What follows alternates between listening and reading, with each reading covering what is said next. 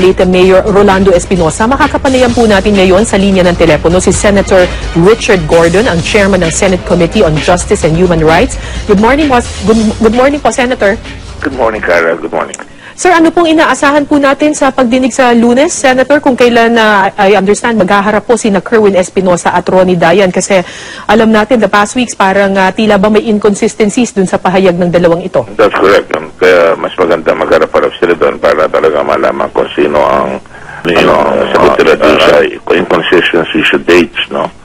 At importante rin malaman natin kung ano pang ibang ebidensya na makukuha, makakalap natin dito sa nangyari dito sa Albuera at sa ibang pangyayari sa Leyte, sa mga nire-raid ng pulis tapos napapatay yun sa loob ng jails, no?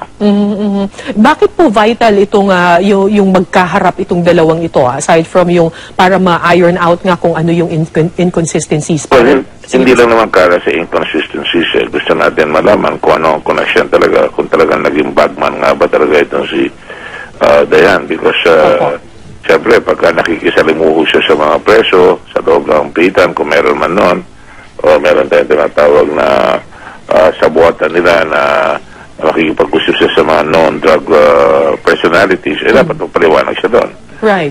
Yung mga inconsistency, magpapatunay kung ano ang credibility ng testigo, sino nagsasabi sa kanila ng totoo.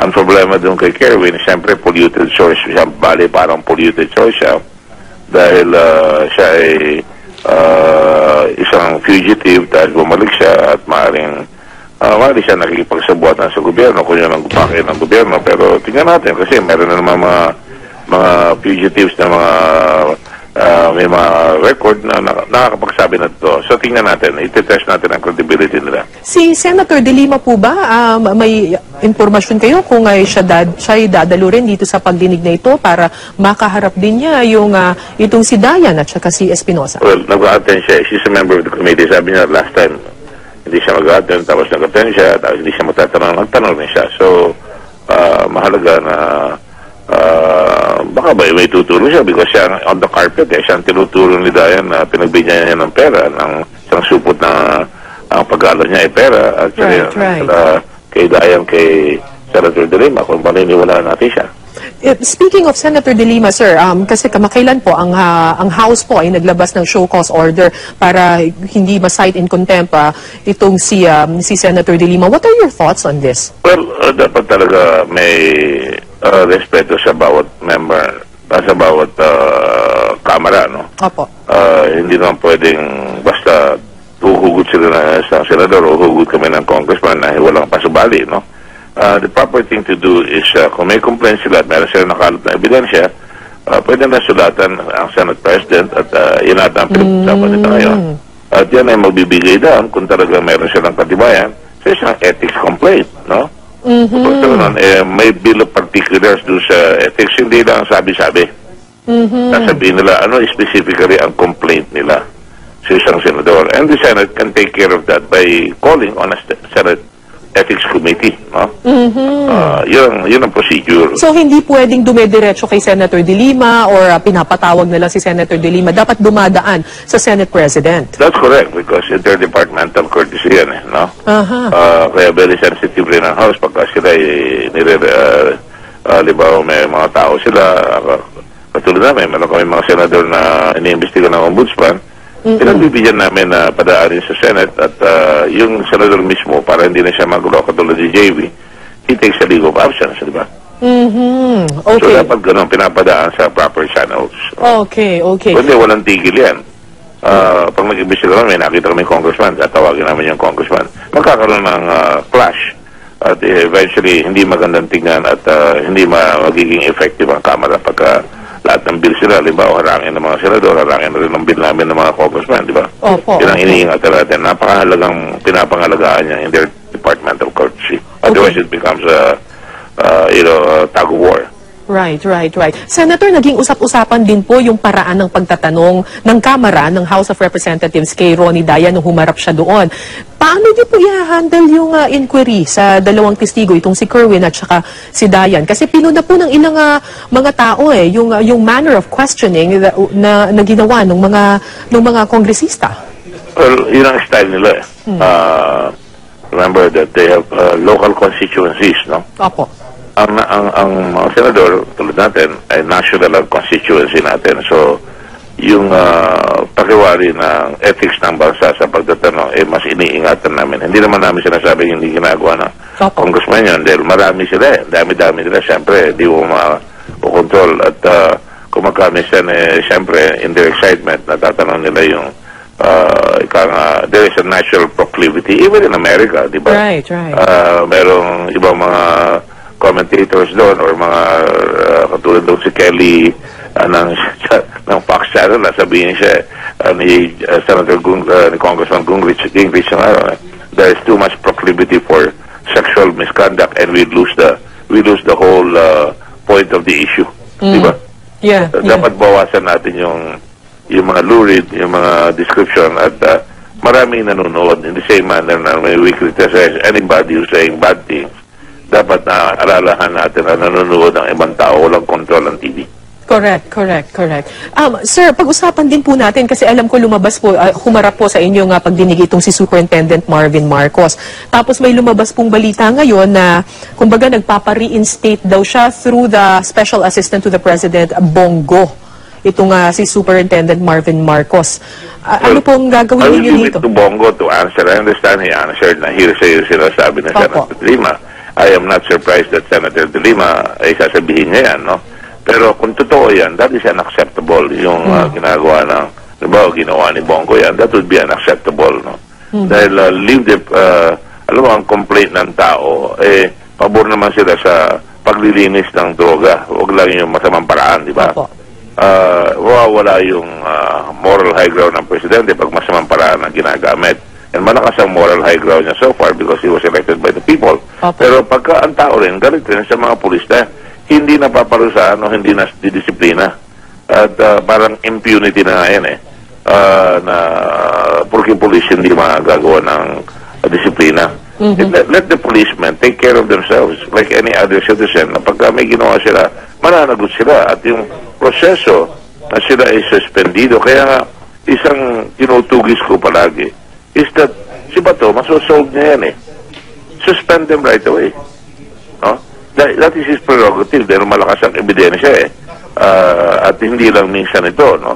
So, suspendin niya yan. Hindi issue yung, so may link siya sa droga, may pero yung ginawa nila, pag sinolo mo yun, yung pagpasok na madaling araw, tapos hawak nila yung warrant na 6 na araw na nilang hawak, pinili pa nila madaling araw, yung pagtawag na soko bago nangyari yung patayan, at yung pag-overwhelming force na pumasok doon, pinaluhod yung pulis, sinira ang kandado, sobra-sobrang ebidensya para masuspindi na yung ang inaangan ko at inaangan ng tao, yung IAS, ang bagal mag-investigasyon. Dapat within 5 days, may report na mali yung ginawa at yung proper self-defense yung ginawa. So, dapat suspendido ka agad yung mga yan at yan ay magagawa ng isang Director General at ng Regional Commander. Are you going to bring this up in the hearing as well? I have brought it up many times. At umuo sila. Pero hindi naman ako papadedma Hindi naman kami nagpapadedma. I mean, the law is the law, di ba? Right. Kaya nga dapat ito na nga, ang nangyayari sa atin, ang mga testigo natin, puro may mga baliri ng pakpak. Yung mga ina-accuse rin baliri ng pakpak dahil hindi na ginagawa ang kanilang tungkulin, no? Like, masasabi ko, ito, ang hindi ko gusto sa nangyayari, cabinet official, napapayagan yung mga nasa loob ng kulungan na mayroong mga benepisyo, mayroong mga jacuzzi, pero wala nangyayari pagkatapos. It has to take the SAP to take over it. So, may ginagawa rin mabuti yung mga kapulisan, meron nang ginagawang masama yung kapulisan, pero pag may kasamaan, dapat talaga patulan ka agad yun at suspendihin. Okay, very clear. Maraming salamat po sa inyo, Senator Richard Gordon. Thank you very much. Ngayong araw, ang deadline kay Senadora Laila De Lima para sagutin yung tinatawag na show cause order ng Kamara. Pero ayon sa Senadora, hindi niya ito kinikilala. Hindi rin sumipot si De Lima sa pauna o preliminary investigation ng Department of Justice. Gusto niya na mag-inhibit si Justice Secretary Vitaliano Aguirre. Nakatutok si Sandra Aguinaldo. Because it was never served on me. And then even if it was served on me, hindi ko pa rin talaga i-honor as I've said already. So hihintayin ko na lang kung yung magiging action, initial action ng Ethics Committee. Kahit may bantang ipaaresto siya kung hindi tutugon sa inisyong show cause order ng Kamara, hindi raw ito kikilalanin ni Senadora Laila de Lima. Noong Martes pa ibinigay sa Senate Secretariat ang kautusan. Ito'y para magpaliwanag ang Senadora kung bakit hindi siya dapat ipakontempt matapos niyang sabihan ng kanyang dating driver bodyguard na si Ronnie Dayan na huwag humarap sa investigasyon ng mababang kapulungan tungkol sa kaugnayan ni de Lima sa droga. Ngayong araw dapat nagpaso ang 72 oras na deadline para sa sagot ng Senadora. Patuloy pang kinukuha ng GMA News ang parig ng pamunuan ng Senado at Kamara. Hindi rin sinipot ni de Lima ang preliminary investigation ng Department of Justice sa ilang reklamong iniharap sa kanya kaugnay sa kalakalan ng droga sa Bilibid. Nagpadala na lamang si de Lima ng kinatawan sa investigasyon. I'm just sending a representative who will obtain copies of all those complaints. There are, I think, 4 cases, complaints and supporting evidence. Pero sa kanyang ipinadalang omnibus motion, sinabi ni de Lima, dapat daw mag-inhibit si DOJ Secretary Vitaliano Aguirre at ang mga prosecutor sa pagdinig ng mga reklamo laban sa kanya. Dahil raw ito sa pagiging biased at hindi patas ni Aguirre at ang mga prosecutor na may hawak sa mga kaso. Dapat daw ipasa na ang mga reklamong ito sa Office of the Ombudsman para maimbestigahan. Kanina, binigyan ng 5-man panel ng DOJ si de Lima ng hanggang December 21 para magsumite ng counter affidavit para sagutin ang mga paratang. 4 na kaso ang kinakaharap ni de Lima sa DOJ. Ang grafted drug charges na isinampa ng Volunteers Against Crime and Corruption at kaparehong mga kasong isinampa ng mga kasalukuyan at dating opisyal ng NBI at ng Bilibid inmate na si JB Sebastian. Matatandaang isinisi kay de Lima ang umunay paglaganap ng illegal na droga sa Bilibid. Tumanggap din umano ito ng suhol mula sa ilang convicted drug lords gaya ni Sebastian. Pero itinanggi ni de Lima ang paratang at sinabing government asset daw si Sebastian, bagay na itinanggi nito. Si de Lima rin ang sinisisi ni Sebastian sa umunay tangkang pagpatay sa kanya sa Bilibid nang i-anunsyo nitong isa siyang government asset. Kanina, dumalo si de Lima sa forum kaugnay sa death penalty sa UP College of Law. Sandra Aguinaldo, Nakatutok, 24 Oras.